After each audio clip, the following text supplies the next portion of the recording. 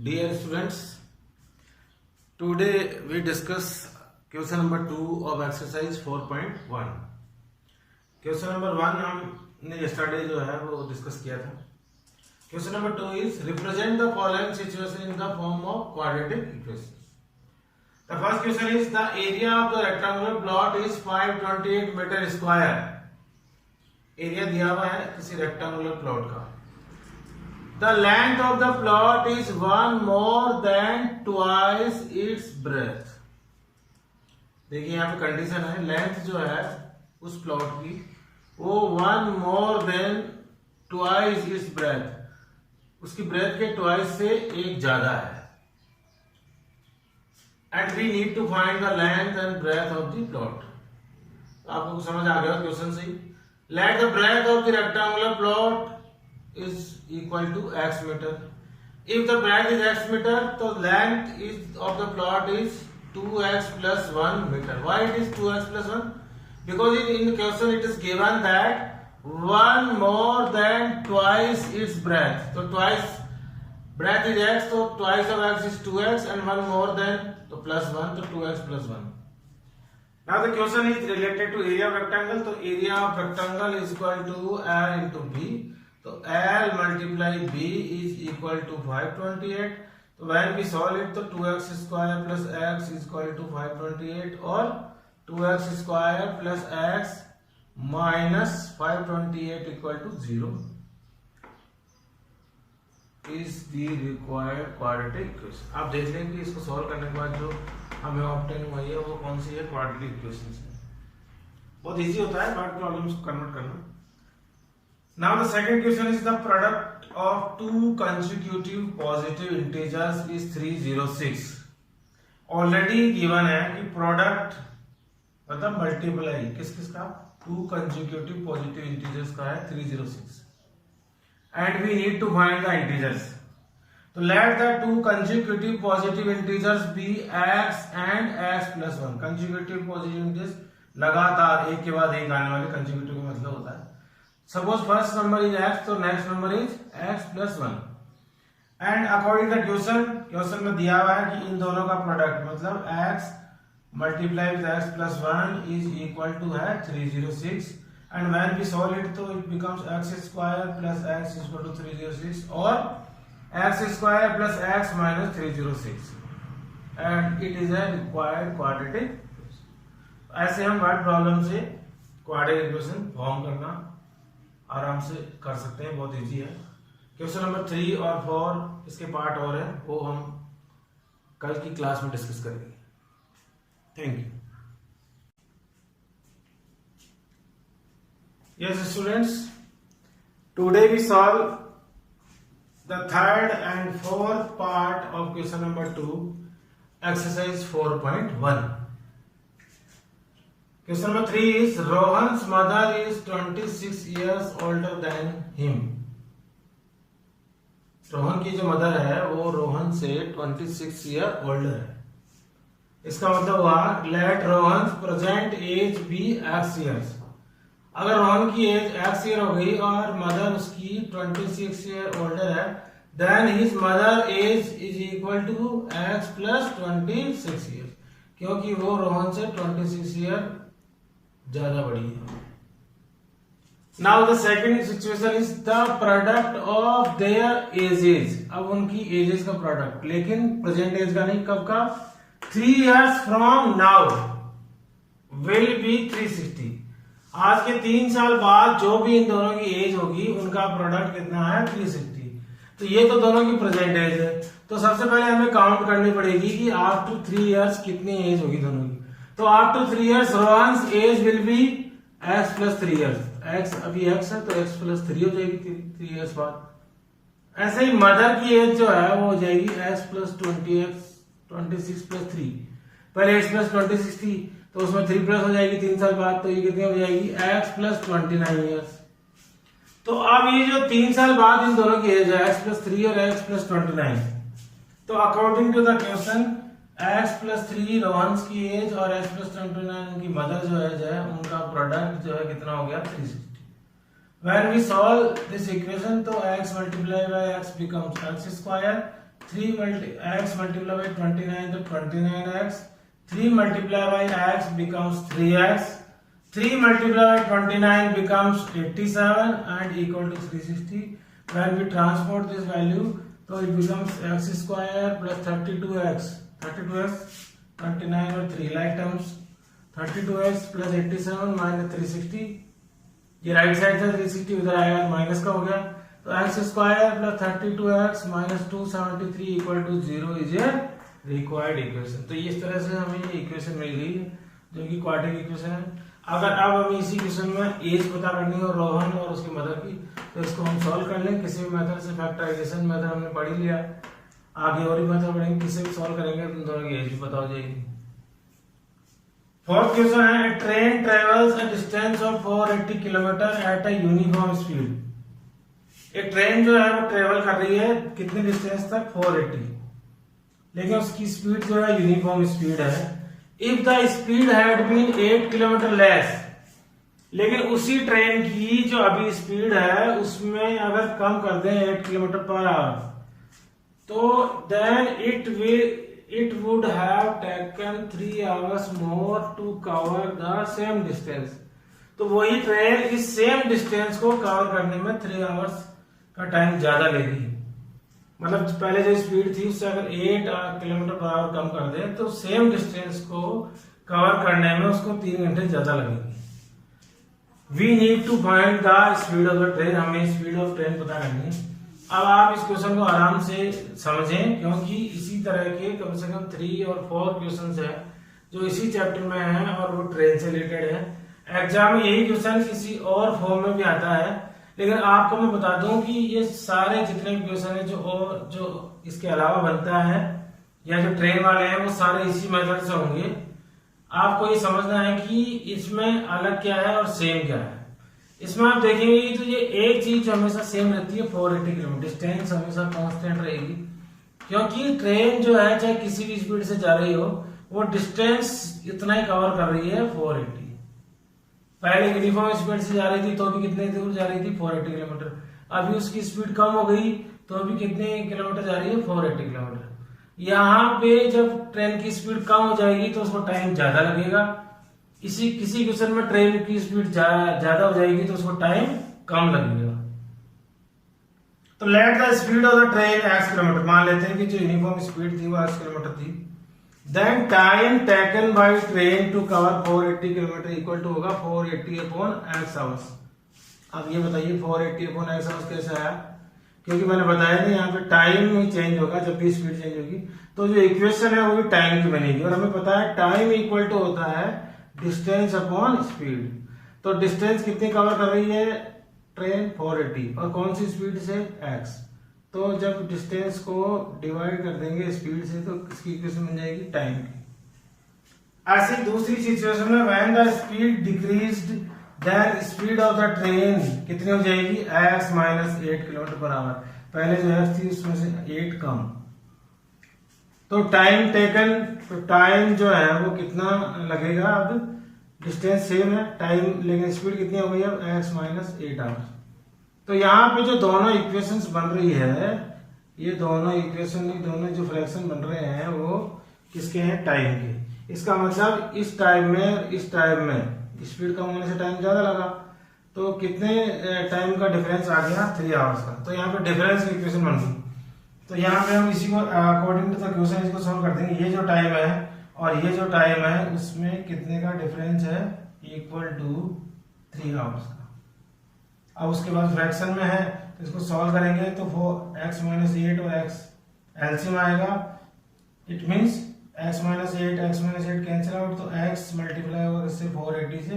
यहाँ पे x cancel, तो क्या बचा है x माइनस 8 जो है किससे मल्टीप्लाई होगा, 480 से, और इक्वल टू 3 है ही।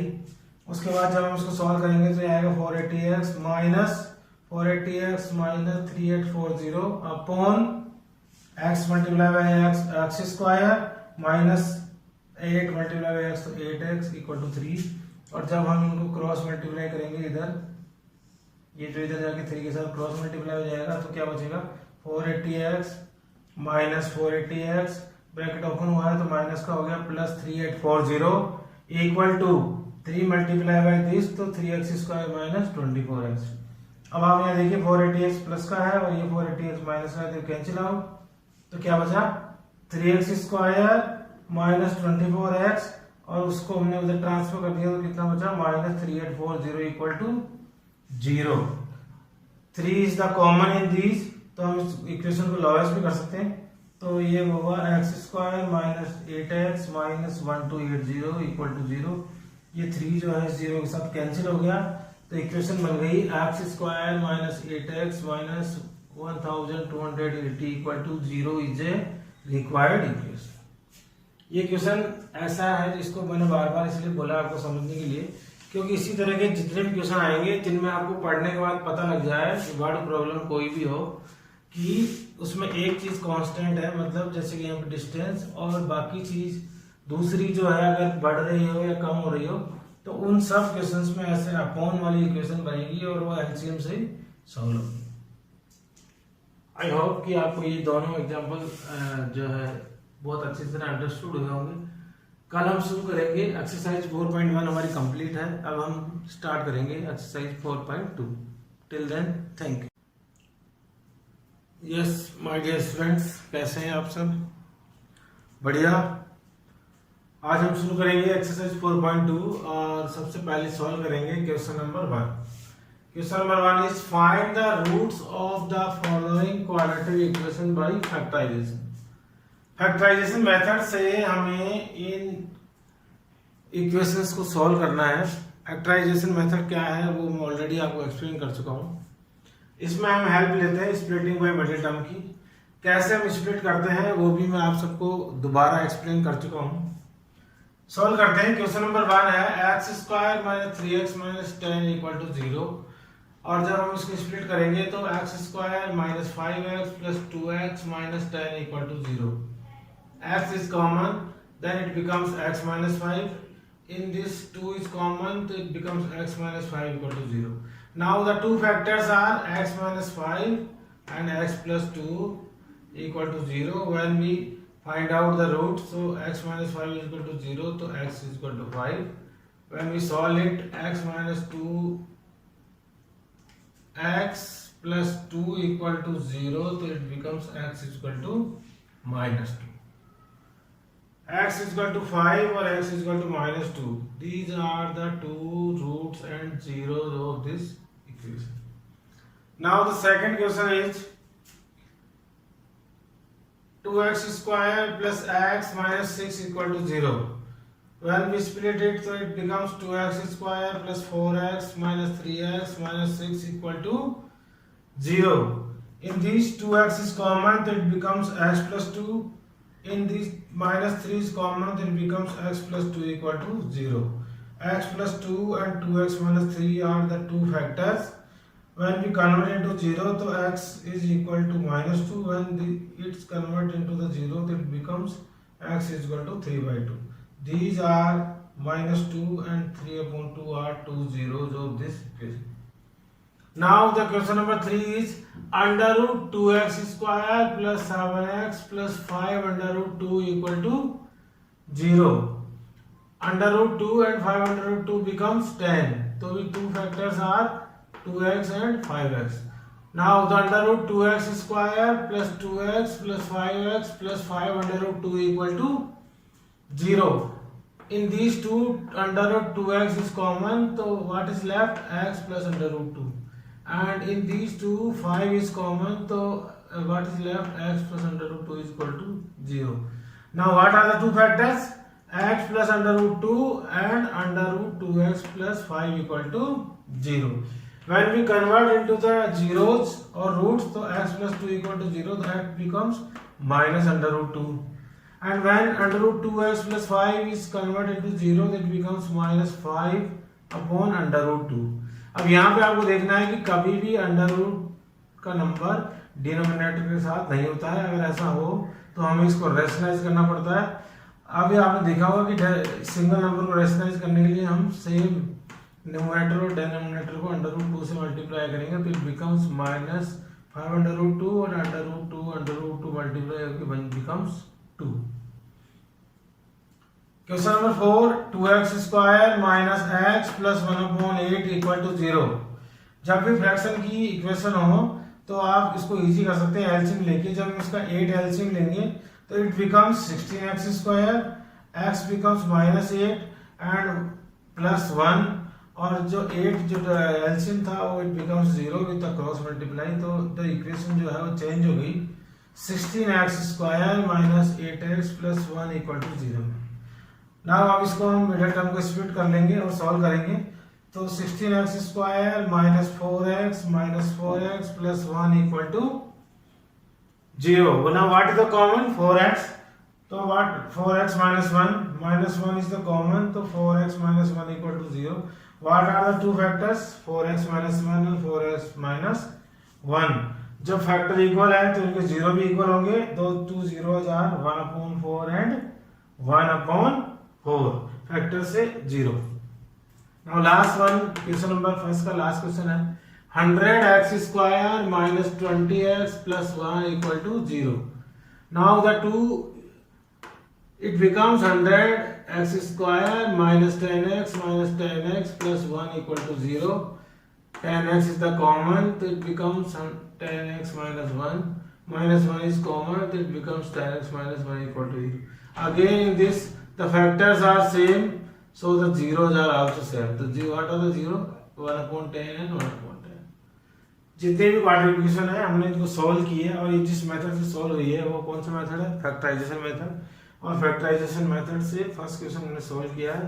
इसके बाद हम सॉल्व करेंगे इसका सेकंड क्वेश्चन, जिसमें वर्ड प्रॉब्लम्स हैं उनको हम पहले कन्वर्ट करेंगे क्वाड्रेटिक इक्वेशन में, जो हम पहले पढ़ चुके हैं कैसे हमें कन्वर्ट करना है, और उसके बाद उन सबको हम सॉल्व करेंगे सेम फैक्टराइजेशन मेथड से। Thank you.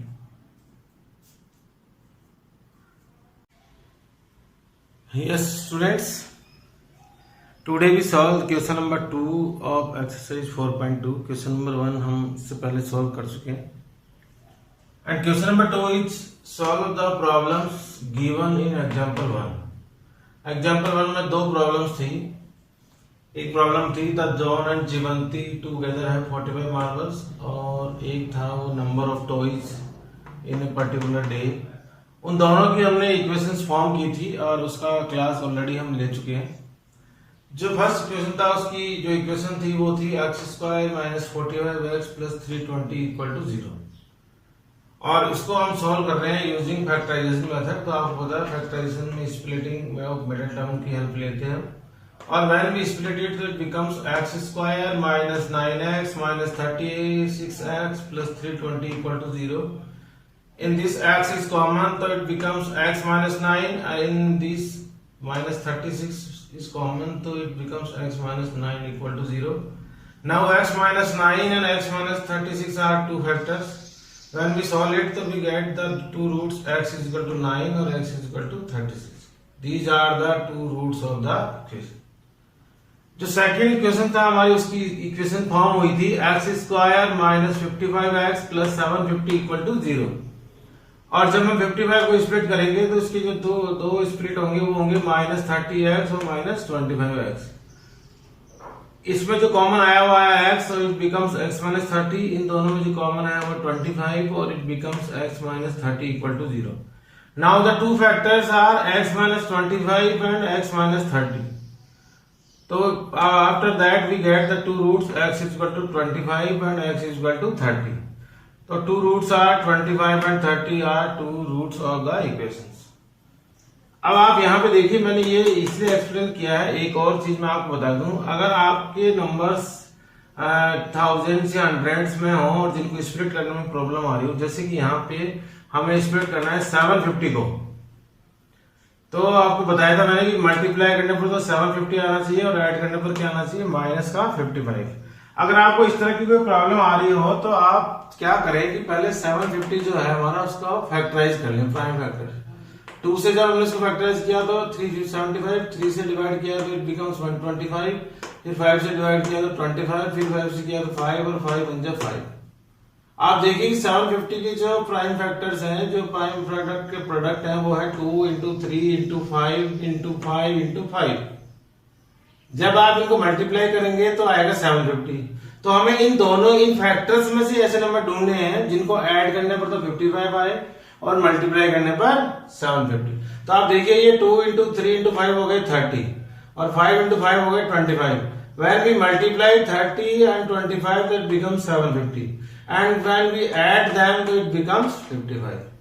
तो अगर आपको ये मैंने इसलिए बताया है, एक और चीज आप यहाँ से समझ लें कि अगर कोई नंबर ऐसे हो जो कि आपको प्रॉब्लम आ रही हो जिनको स्प्लिट करने में, तो पहले आप उनके प्राइम फैक्टर पता कर लें और उन फैक्टर्स में से ही ऐसे नंबर्स को मल्टीप्लाई या ऐड करके देखें जो कि 55 बन रहे हो या कोई और दूसरा नंबर हो तो वो बन रहे हो।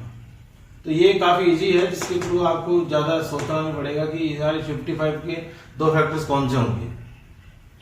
उसके बाद हमारा क्वेश्चन नंबर 3 है, find two numbers whose sum is 27 and product is 182। ऐसे दो नंबर बताओ जिनका सम 27 हो और उनका प्रोडक्ट करें तो 182। आपको पता है सम दिया हुआ है 27, तो इट मीन्स अगर let the one number be x, अगर एक नंबर एक्स होगा तो दूसरा नंबर क्या होगा 27 माइनस एक्स, क्योंकि दोनों नंबर्स का सम 27 है। ये कुछ इसी तरह से जैसे दोनों की एज है 45, तो एक की एज एक्स तो दूसरे की हो गई 45 माइनस एक्स। तो ये तो क्वेश्चन बनाने का तरीका है। उसके बाद अकॉर्डिंग टू द क्वेश्चन लिखा हुआ है कि इन दोनों का प्रोडक्ट जो है वो कितना है 182। जब हम इसको सॉल्व करेंगे, इसको मल्टीप्लाई करेंगे तो x multiply by 27 become 27x, x multiply by minus x become minus x square और इक्वल टू 182। इसको और सिस्टमेटिक हम लिखेंगे अकॉर्डिंग टू द डिग्री, तो minus x square plus 27 minus 182 equal to 0। When we remove the minus in the start तो it becomes x square, इन सबके sign change हो जाएंगे, माइनस का एक्स स्क्वायर हो जाएगा plus x square plus 27x minus 27x plus 182 minus 182 it becomes plus 82।